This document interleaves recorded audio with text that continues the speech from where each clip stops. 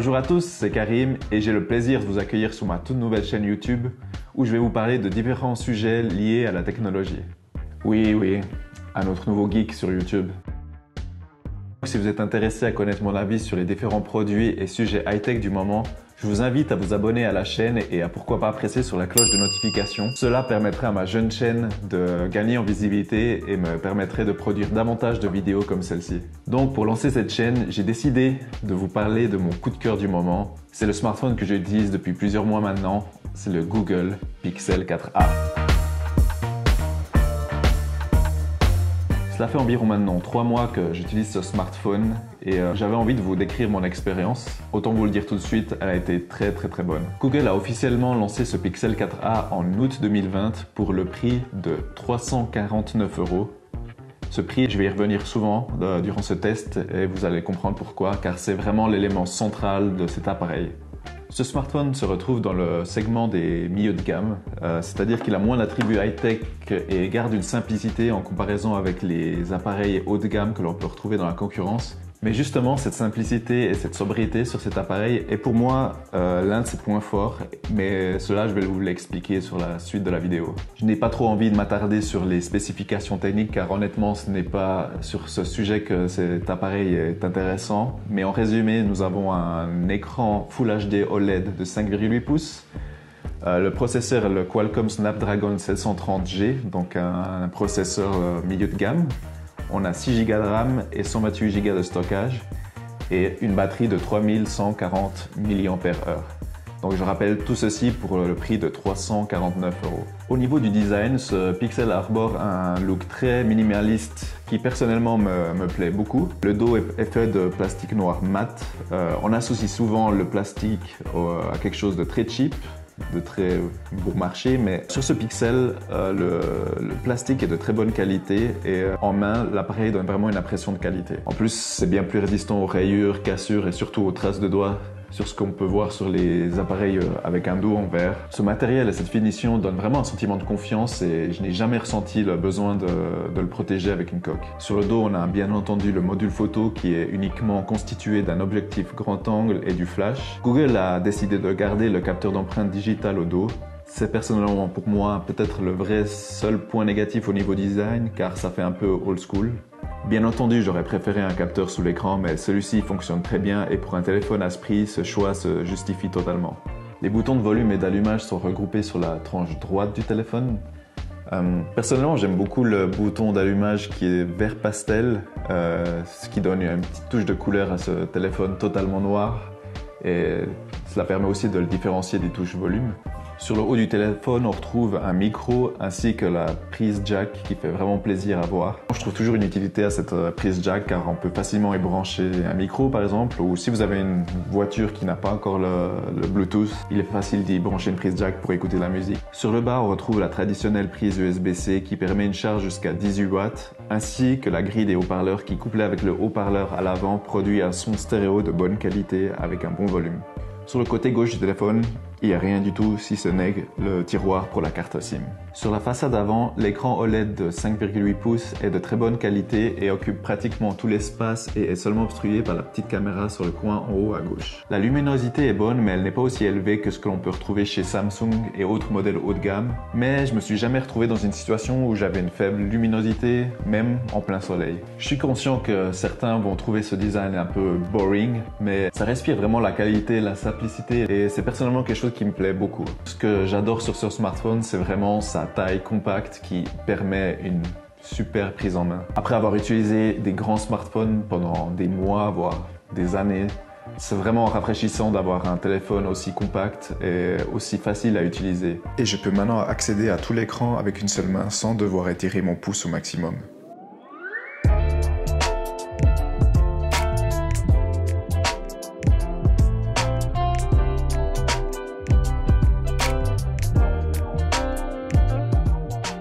Entrons dans le vif du sujet. J'ai déjà parlé du design qui est pour moi positif, mais j'ai envie de commencer par la plus grande force qu'a ce Pixel, comme tous les pixels qui ont été créés, c'est la caméra. Et c'est d'autant une plus grande force qu'à ce prix de 349 €, vous ne trouverez jamais un appareil capable de prendre d'aussi bonnes photos. Même si c'est le smartphone le plus bas de gamme que Google propose, Ici, la caméra, elle ne déçoit vraiment pas. On a ici ce que Google fait de mieux en matière de photographie. On a le même capteur photo de 12 mégapixels que ce que l'on retrouve chez les modèles plus chers que sont les Pixel 4a 5G et Pixel 5, mais le Pixel 4a fait l'impasse sur le capteur ultra grand angle. Google est devenu un spécialiste en traitement de logiciels sur la photographie et son algorithme arrive à produire des photos extraordinaires malgré un très petit capteur photo. Donc ici, la qualité des photos est la même que les modèles plus chers de la marque et donc va rivaliser aussi avec les hauts de gamme à plus de 1000 €. Donc c'est vraiment quelque chose d'unique sur un téléphone à ce prix-là. L'application caméra est très simple et on retrouve facilement les modes dont on a le plus besoin. Malgré l'absence d'un capteur téléphoto, on a un zoom numérique x2 de très bonne qualité grâce à un traitement logiciel de Google. Autre magie du traitement logiciel de Google, le mode Night Shift qui sauve les photos de nuit et corrige la faible captation de lumière du petit capteur photo. Ça requiert quelques secondes lors de la prise de photo, mais le résultat en vaut vraiment la peine. Et si vous avez un trépied, vous avez même la possibilité de faire de l'astrophotographie grâce au logiciel qui active un mode longue prise de vue. On a toujours le mode portrait sur les capteurs avant et arrière qui fonctionne autant bien sur les personnes et animaux que sur les objets.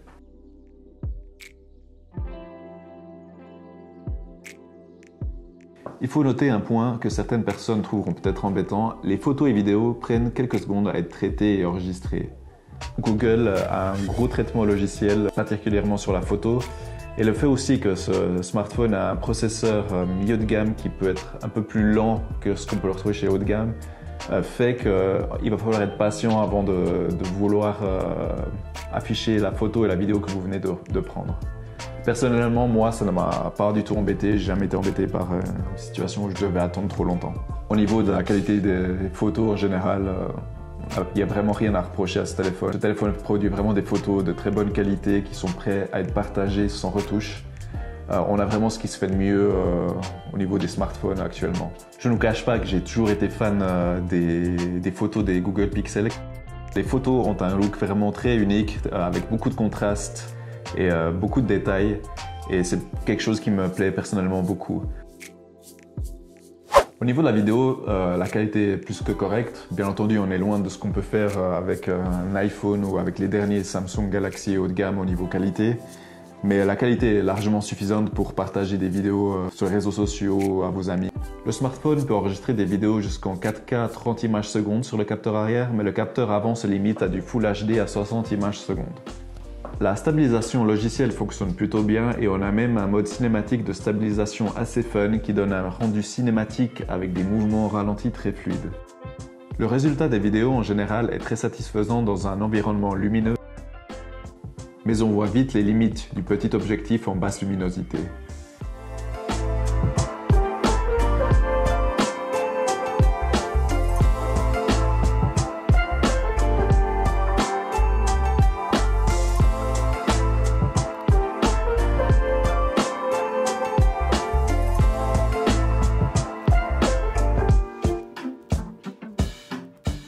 Une des autres forces des Google Pixel qui attire de nombreux fans, dont moi-même, est l'expérience logicielle de Google. En effet, Google étant à la base d'Android, on a vraiment ici une intégration pure et parfaite du logiciel comme cela a toujours été le cas sur les Pixels.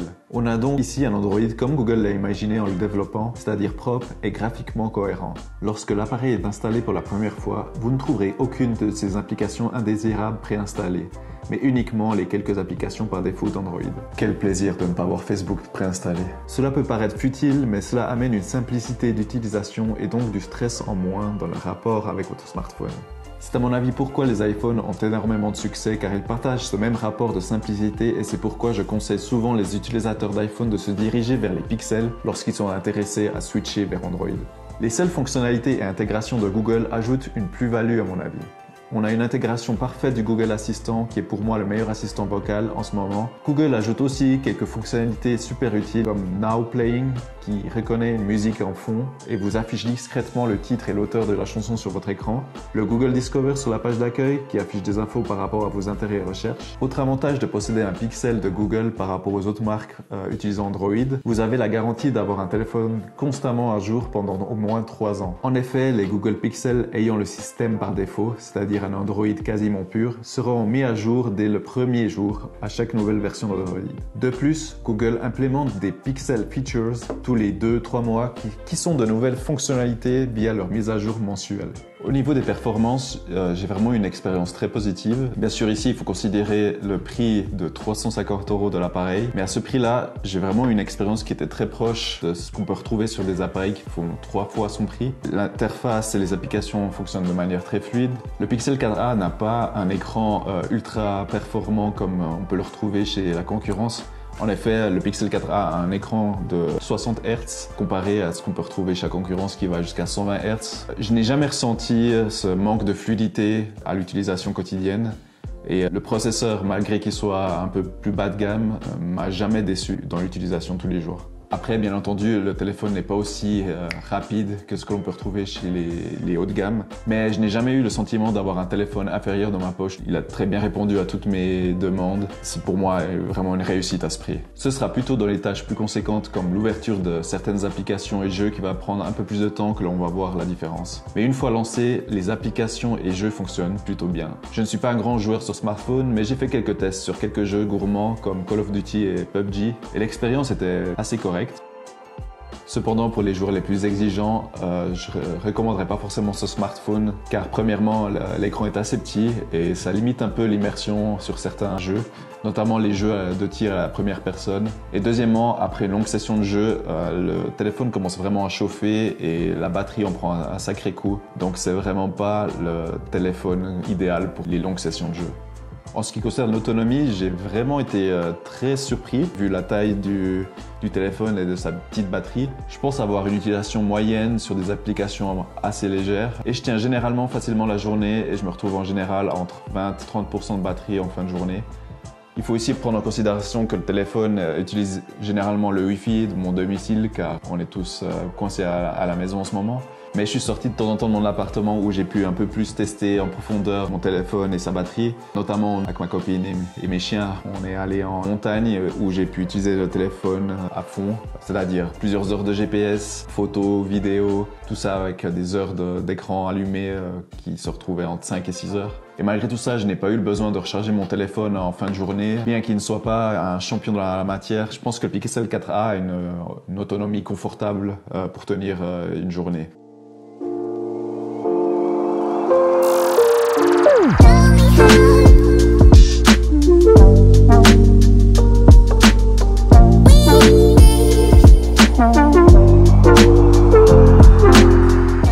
Premier point négatif qui n'est pas vraiment un point négatif pour le moment, mais plutôt une inquiétude, c'est plutôt par rapport à ses performances sur le long terme.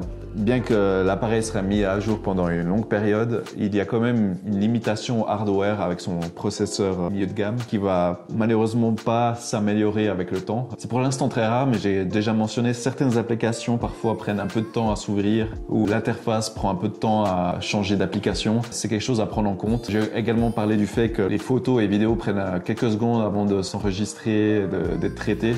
Donc c'est quelque chose qui va pas forcément s'améliorer avec le temps malgré les mises à jour car il y a quand même une limitation du hardware qui fait que j'ai une petite inquiétude sur sa durée de vie dans 2-3 ans. Autre limitation pour le long terme, Google a décidé de ne pas mettre de 5G sur ce téléphone. En effet, le processeur à l'intérieur ne prend pas en charge le réseau 5G et c'est un autre élément qui rend le Pixel 4a moins future-proof. Les quelques absences où l'on peut faire plus ou moins la fine bouche sont par exemple le manque de charge sans fil et l'absence d'un capteur ultra grand angle. La charge sans fil se démocratise de plus en plus et je trouve dommage que Google ne l'ait pas inclus dans cet appareil. Même chose pour le capteur ultra grand angle. Tous les appareils actuels ont minimum 2 voire 3 caméras et je trouve dommage que Google n'en ait pas profité pour ajouter une possibilité supplémentaire d'angle de vue qui aurait permis une expérience photo vraiment parfaite sur cet appareil. Et sinon au niveau des points négatifs, c'est tout je crois. Je n'ai vraiment rien à rajouter par rapport surtout au prix de ce smartphone. Je pense qu'il a vraiment très peu de choses qu'on peut lui reprocher. Malgré le positionnement milieu de gamme de cet appareil et ses limitations techniques, je n'ai vraiment pas eu le sentiment d'avoir un téléphone inférieur comme j'ai déjà dit dans la vie de tous les jours. Et c'est vraiment l'enthousiasme de la technologie qui vous parle. J'ai vraiment tout testé, j'ai vraiment toujours essayé d'avoir les téléphones les plus performants du marché. Le Pixel 4a est vraiment un appareil plaisant à utiliser et généralement fluide à l'utilisation de tous les jours. L'appareil photo produit vraiment des clichés qui me plaisent et me surprennent à chaque fois et l'autonomie est solide.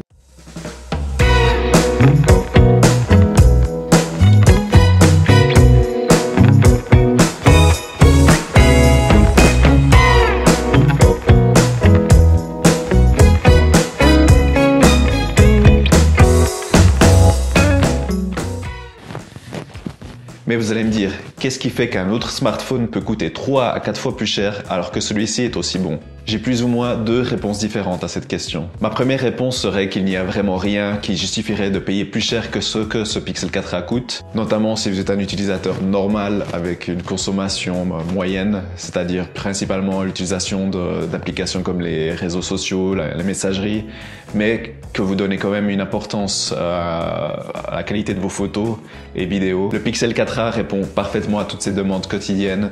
Je n'ai ressenti aucun ralentissement ni problème ou bug dans ses utilisations. Donc je conseille vraiment aux gens qui recherchent un appareil fiable et simple de se diriger vers le Pixel 4a. Ma deuxième réponse sera un peu plus nuancée. Pour les plus passionnés de technologie, un peu comme moi, ou pour ceux qui ont les moyens et qui sont prêts à mettre le prix pour avoir ce qui se fait de mieux, seriez-vous prêt à payer 3 fois, 4 fois plus cher pour avoir le processeur dernier cri avec autant de RAM que votre laptop, un écran à plus haute résolution avec un plus haut taux de rafraîchissement, un design et des matériaux plus haut de gamme, tous les capteurs photo possibles pour avoir davantage de possibilités en photographie, la charge sans fil et la charge ultra rapide, et d'autres caractéristiques techniques comme le capteur d'empreinte sous l'écran, la reconnaissance faciale ou le partage de charge sans fil. Si oui, vous êtes prêt à mettre le prix pour toutes ces caractéristiques techniques, vous avez bien raison parce que je le ferai aussi, mais en même temps j'ai envie de préciser que quand bien même je suis un passionné de technologie et que j'avais un téléphone haut de gamme auparavant, je n'ai jamais ressenti un manque dans les fonctionnalités, dans l'utilisation quotidienne de ce Pixel 4a. Il a vraiment répondu à tous mes besoins quotidiens et de très belle manière, notamment grâce à sa simplicité d'utilisation et sa sobriété et son appareil photo qui est vraiment incroyable. Donc ce que je veux dire, c'est qu'en maintenant en 2021, on n'a pas vraiment besoin de dépenser près de 1000 € pour avoir un téléphone décent. Pour 350 € en 2021, on peut vraiment avoir un super smartphone et qu'au-delà de ce prix, je le parle dans le titre, je parle de caprice, mais ce que je veux dire, c'est que au-delà de ce prix, c'est qu'on a vraiment envie de se faire plaisir avec des petits plus. Mais le principal, le Pixel 4a là, et il est vraiment pas nécessaire de payer plus cher que ça pour avoir un très bon smartphone. Pour conclure, comme vous avez pu le comprendre, je recommande vivement ce Pixel 4a, qui est pour moi le meilleur rapport qualité-prix chez Android en ce début d'année 2021. C'est un smartphone simple et sobre, mais très fiable et plaisant à l'utilisation. C'est honnêtement le smartphone que je pourrais conseiller autant à mes parents qu'à mes amis, car il a vraiment tous les atouts qui rendent ce téléphone vraiment complet dans l'utilisation moderne de la plupart des gens. Donc voilà, ce sera tout pour cette première vidéo de la chaîne. Si vous êtes resté jusqu'à la fin de la vidéo, je vous remercie infiniment. N'hésitez pas à lâcher un petit pouce si vous avez aimé la vidéo et de vous abonner à la chaîne, car prochainement je vais poster plus de vidéos. 2021 s'annonce vraiment excitant en matière de tech et je vais essayer de couvrir ça de la meilleure manière possible. Merci d'avoir regardé cette vidéo et à la prochaine.